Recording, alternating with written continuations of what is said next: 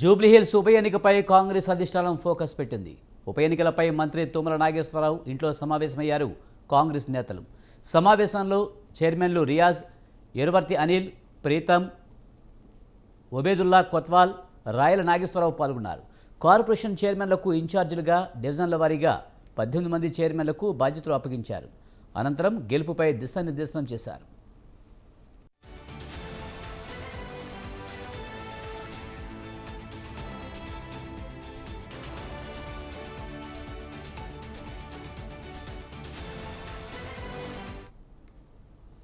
జూబ్లీహిల్స్ ఉప ఎన్నికపై కాంగ్రెస్ అధిష్టానం ఫోకస్ పెట్టింది. ఉప ఎన్నికలపై మంత్రి తుమ్మల నాగేశ్వరరావు ఇంట్లో సమావేశమయ్యారు కాంగ్రెస్ నేతలు. దీనిపై మరింత సమాచారాన్ని మా కరెస్పాండెంట్ ఉషా లైవ్లో గాంధీభవన్ నుంచి అందిస్తారు. ఉషా, జూబ్లీహిల్స్ ఉప ఎన్నికపై కాంగ్రెస్ దృష్టి పెట్టినట్టు తెలుస్తుంది. తుమ్మల నాగేశ్వరరావు ఇంట్లో సమావేశమైనట్టు తెలుస్తుంది. పూర్తి సమాచారం ఏంటి?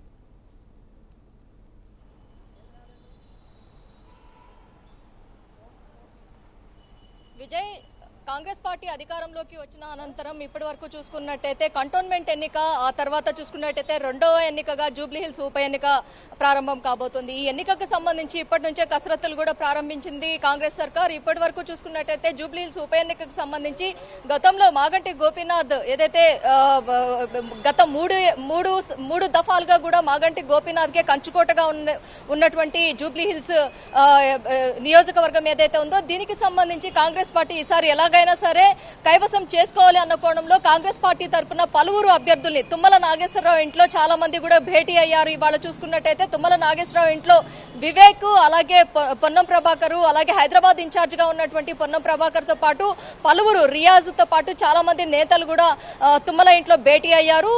జూబ్లీహిల్స్ ఉప ఎన్నికకు సంబంధించి పలు కథనాలు ఇటీవల చూసుకున్నట్టయితే మాగంటి గోపీనాథ్ మరణం అనంతరం చాలా వరకు కూడా అనేక కథనాలు కూడా వచ్చాయి.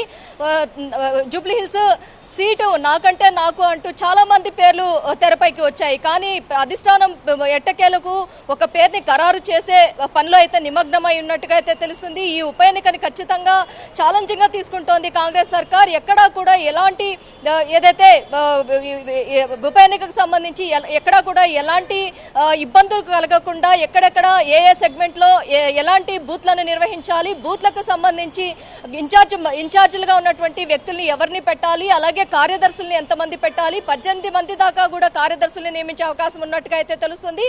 బూత్ స్థాయిలో కూడా చాలా వరకు బూత్ల సంఖ్య కూడా ఇంకా ఇంక్రీజ్ అయ్యే అవకాశం కూడా ఉన్నట్టుగా అయితే తెలుస్తుంది. బూత్ స్థాయిలో కూడా ఒక్కొక్క బూత్ కి ఒక్కొక్క కార్యదర్శిని కూడా నియమించే అవకాశం ఉన్నట్టుగా అయితే తెలుస్తుంది. ప్రస్తుతం జూబ్లీహిల్స్ ఉప ఎన్నిక చాలా ఛాలెంజింగ్ గా తీసుకున్నటువంటి అధిష్టానం దీనికి సంబంధించి కూడా గత కొన్ని రోజులుగా కూడా కాంగ్రెస్ పార్టీలో ఉన్నటువంటి అనేక మంది నేతలు కూడా ఖచ్చితంగా కాంగ్రెస్ పార్టీ కైవసం అవుతుంది జూబ్లీహిల్స్ సీటు ఈసారి అన్న కోణంలో కూడా చెప్పుకుంటూ వస్తారు. అటు ప్రతిపక్షాలైనటువంటి బీజేపీ కావచ్చు, బీఆర్ఎస్ కావచ్చు, దీన్ని చాలా ఛాలెంజింగ్ గా తీసుకుంది. బీఆర్ఎస్ కూడా అదే రీతిలో కూడా కౌంటర్ ఏదైతే మాగంటి గోపీనాథ్ సతీమణిని అలాగా చాలా పేర్లు తెరపైకి వస్తున్నాయి. బీజేపీ తరఫున కూడా చాలా మంది పేర్లు కూడా తెరపైకి వస్తున్నాయి. చాలా వరకు చూసుకున్నట్టయితే హైదరాబాద్ మొత్తంలో చూసుకున్నట్టయితే జూబ్లీహిల్స్ చాలా వరకు కూడా జూబ్లీహిల్స్ కాంగ్రెస్ పార్టీ ఇప్పటి వరకు కూడా విన్ అవ్వలేదు, ఓటమి పాలే అయ్యింది.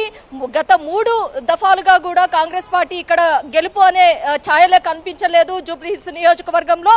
ఈసారి ఖచ్చితంగా ఉప ఎన్నిక జరిగినట్లయితే ఖచ్చితంగా సాంప్రదాయం ప్రకారం మనం చూసుకున్నట్టయితే మాగంటి గోపీనాథ్ చనిపోయిన వెంటనే ఈ ఏదైతే ఇతర పార్టీలు ప్రతిపక్ష పార్టీలుగా ఉన్నటువంటి కాంగ్రెస్ కావచ్చు, ఇటు బీజేపీ కావచ్చు, ఇవి రెండు కూడా వైదొలిగే కల్చర్ ఉండేది. కానీ ఇటీవల ఈ పరంపర ఏదైతే ఉందో బీఆర్ఎస్ హయాం నుంచి చూసుకున్నట్టయితే ఏదైతే మంత్రి చనిపోయినట్లయితే గతంలో చూసుకున్నట్టయితే కంటోన్మెంట్కి సంబంధించి లాస్యానందిత చనిపోయిన సెగ్మెంట్లో కావచ్చు, ప్రతి ఒక్క చోట కూడా పలువురు ఏదైతే అందరూ కూడా పార్టిసిపేట్ చేస్తున్నారు. ఎన్నికల్లో ఖచ్చితంగా పార్టిసిపేట్ చేసి ఖచ్చితంగా ఎవరికి విజయం కైవసం అవుతుందా అన్న ఆశావాహులు చాలా మంది కూడా వారి గెలుపు ఓటములు కూడా చవి చూశారు. ప్రస్తుతం అయితే ఈ కల్చర్ కి బ్రేక్ పడేలాగా బీఆర్ఎస్ ఈ పరంపరాన్ని కొనసాగించింది. కాబట్టి జూబ్లీహిల్స్ నియోజకవర్గంలో ఖచ్చితంగా కాంగ్రెస్ పోటీ చేయబోతోంది.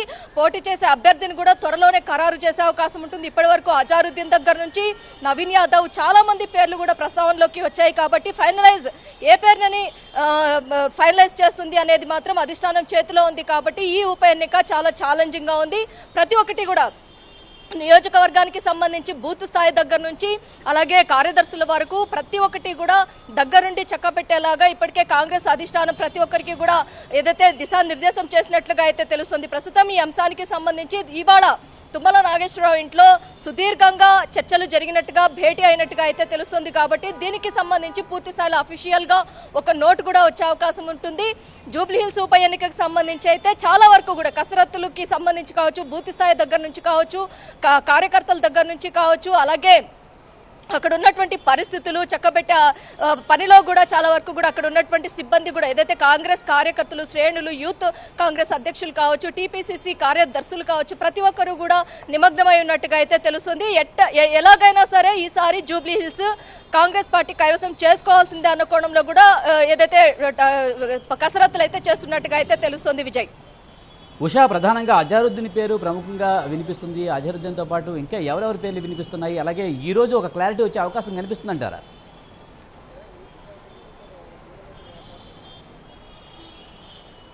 విజయ్, ప్రధానంగా ఇప్పటి వరకు చూసుకున్నట్టయితే జూబ్లీహిల్స్ సీటు గతంలో కూడా అజారుద్దీన్ కాంగ్రెస్ తరఫున పోటీ చేశారు. కానీ అజారుద్దీన్కి ఆశించినటువంటి ఫలితాలు రాలేదు. కేవలం మాగంటి గోపీనాథ్ హవానే జూబ్లీహిల్స్ మొత్తంలో కూడా నడుస్తుంది. కాబట్టి అజారుద్దీన్ని తప్పించి మాగంటి గోపీనాథ్నే ఈసారి కూడా ఎన్నుకున్నారు. కానీ ఏదైతే అకాల మరణంతో మాగంటి గోపీనాథ్ అకాల మరణంతో ఈ సెగ్మెంట్ ఏదైతే ఉందో జూబ్లీహిల్స్ సెగ్మెంట్కి సంబంధించి పోటాపోటీగా అన్ని పార్టీల నేతలు కూడా కసరత్తులు అయితే ప్రారంభించారు. అటు స్థానిక సంస్థల ఎన్నికలకు సంబంధించి కూడా ఇప్పటికే కసరత్తులు జరుగుతున్నాయి. కాబట్టి ఈ అంశానికి సంబంధించి బీసీ 42% రిజర్వేషన్ అంశం కూడా పరిగణలోకి తీసుకుంటారు. కాబట్టి వీటన్నిటిని కూడా బేరీజు వేసుకొని జూబ్లీహిల్స్ ఉప ఎన్నికకి ఎలా ప్లాన్ ఆఫ్ యాక్షన్ చేయాలి అన్న కోణంలో కూడా ఇప్పటికే అధిష్టానం అలాగే ఏఐసీసీ ఇన్ఛార్జ్ మీనాక్షి నటరాజన్ కూడా ఇవాళ సీఎం రేవంత్ రెడ్డిని కలిశారు. కాబట్టి ఓవరాల్ గా ఈ హైదరాబాద్ లో జరుగుతున్నటువంటి పరిణామాలు జూబ్లీహిల్స్ ఉప ఎన్నిక దగ్గర నుంచి స్థానిక సంస్థల ఎన్నికల వరకు కూడా జరగబోయేటటువంటి పాదయాత్ర, శ్రమదానం ప్రతి ఒక్క దాని మీద కూడా ఫోకస్ చేయబోతున్నారు. జూబ్లీహిల్స్ సెగ్మెంట్ ఏదైతే ఉందో ఉప ఎన్నిక జరగబోయేటటువంటి సెగ్మెంట్ కాబట్టి దీని మీద కూడా కొంచెం ఎక్కువ ఫోకస్ చేసే అవకాశం ఉన్నట్టుగా అయితే తెలుస్తుంది. అజారుద్దీన్ గతంలో ఓటమి పాలయ్యారు. కాబట్టి ఈసారి గతంలో ఎంఐఎంకి సపోర్టర్ గా ఉన్నటువంటి నవీన్ యాదవ్ ని నిలబెడతారా లేకపోతే ఇతరులు ఎవరైనా నిలబెడతారా అనేది కూడా ఖచ్చితంగా అభ్యర్థి ఎవరా అనేది కూడా చాలా వరకు కూడా సస్పెన్స్ గా ఉంది. కాంగ్రెస్ పార్టీ చిట్ట చివరకు ఉప ఎన్నికకు ముందుకు వెళ్లే సమయంలో ఎవరి పేరుని ఖరారు చేస్తుంది అనేది కూడా సర్వత్రా ఉత్కంఠగా ఉందనేసి తెలుస్తుంది. విజయ్, ఉషా, ప్రధానంగా చూస్తే ప్రస్తుతం కాంగ్రెస్ అధికారంలో ఉంది కనుక గెలుపు అవకాశాలు వారికే ఎక్కువ ఉండే అవకాశం ఉంది. ఈ నేపథ్యంలో పోటీ ఎక్కువగా ఉందనుకోవచ్చా? ఈ నేపథ్యంలో మిగతా పార్టీలు కూడా అభ్యర్థులు నిలబెట్టిన తర్వాతే దానికి తగ్గట్టుగా సరిసమానమైన అభ్యర్థులు నిలబెట్టేందుకు కొంచెం టైం తీసుకునే అవకాశం కనిపిస్తుందంటారా? ఎస్, మీరు అన్నది నిజమే. యాజ్ యూజువల్ ఎప్పటి నుంచో వస్తున్నటువంటి ఆచారము ఏదైతే ఒక పార్టీ అధికారంలో ఉంటే ఆ పార్టీకి అక్కడ ఉన్నటువంటి ప్రజలు కావచ్చు, అలా అక్కడ ఉన్నటువంటి పరిస్థితులు కావచ్చు, ఖచ్చితంగా అధికార పార్టీనే గెలుపొందించుకుంటాయి. కానీ ఈసారి జూబ్లీహిల్స్ సెగ్మెంట్, జూబ్లీహిల్స్ మాగంటి గోపీనాథ్కి కంచుకోట, మాగంటి ఫ్యామిలీకి కూడా కంచుకోట లాంటిది. అలాంటి సెగ్మెంట్లో ఈసారి అజారుద్దీన్ కానీ ఇతర నవీన్ యాదవ్ కానీ వీరెవరైనా కానీ గెలుపు ఏదైతే అభ్యర్థి ఎవరో అనేది ఖరారు చేసేది కూడా సర్వత్రా ఉత్కంఠగా ఉంది. కాబట్టి వీరిని ఢీ కొనాలి అంటే సమఉజ్జీలైనటువంటి వీరిని పెడతారా, అజారుద్దీన్ని పెడతారా లేకపోతే నవీన్ యాదవ్ని ఖరారు చేస్తుందా అధిష్టానం అనేది కూడా సర్వత్రా ఉత్కంఠగా ఉంది. కాబట్టి ఈ సెగ్మెంట్ కి సంబంధించి పూర్తి స్థాయిలో అక్కడ ఉన్నటువంటి పరిస్థితులకి సంబంధించి మాత్రమే ఫుట్ వర్క్ ఏదైతే బూత్ స్థాయి దగ్గర నుంచి అక్కడ ఉన్నటువంటి కార్యదర్శుల దగ్గర నుంచి ప్రతి ఒక్కటి కూడా ఇప్పటి నుంచే ప్రారంభించింది కాంగ్రెస్ సర్కార్. ఏదైతే స్థానిక సంస్థల ఎన్నికలతో పాటు దీనిని కూడా ఒకేసారి ప్రణాళికాబద్ధంగా ఒకేసారి ప్లాన్ ఆఫ్ యాక్షన్ చేసుకుంటూ పోతూ అలాగే ఖరారు చేసిన వెంటనే జూబ్లీహిల్స్ అభ్యర్థిని ఖరారు చేసిన వెంటనే ఆ ఎన్నికకి సంబంధించి కూడా ఎలాంటి ప్లాన్ ఆఫ్ యాక్షన్ చేయాలి అన్న కోణంలో కూడా ముందుకెళ్తోంది కాంగ్రెస్ సర్కార్. ఇప్పటికే చాలా వరకు కూడా కాంగ్రెస్ పార్టీ చేపట్టినటువంటి పథకాలు ఏవైతే ఉన్నాయి, సన్న బియ్యము, రైతు బంధు, అలాగే ఉచిత బస్సు, ప్రతి ఒక్కటి కూడా ప్రజల్లోకి ఇంతవరకు రీచ్ అవ్వలేదు. రూరల్ ఏరియాలో ఇంతవరకు కూడా ఈ అవగాహన అనేది మాత్రం కాంగ్రెస్ కేడర్ ఎవరు కూడా దీనికి సంబంధించి ఎక్కడా కూడా ప్రజల్లో వివరించడం లేదు. ఇప్పటికే సోషల్ మీడియా ప్లాట్ఫామ్లో కూడా దీనికి సంబంధించి ఫెయిల్యూర్ అయింది అన్న కోణంలో కూడా గతంలో ఏసీసీ ఇన్ఛార్జ్ మీనాక్షి నటరాజన్, వ్యవహారాల ఇన్ఛార్జ్ తెలంగాణ మీనాక్షి నటరాజన్ కూడా చాలా వరకు కూడా సీరియస్ అయ్యారు నేతల మీద. ఈ అంశానికి సంబంధించి ప్రభుత్వ పథకాలు సైమల్టేనియస్గా ప్రభుత్వ పథకాలు ఇస్తున్నప్పటికీ కూడా కాంగ్రెస్ పార్టీ నేతలు కానీ కార్యదర్శులు కానీ జిల్లా స్థాయి నుంచి గ్రామ స్థాయి, మండల స్థాయిలో, క్షేత్రస్థాయిలో ఈ పథకాలన్నింటినీ కూడా రీచ్ కావడం లేదు ప్రజల్లోకి.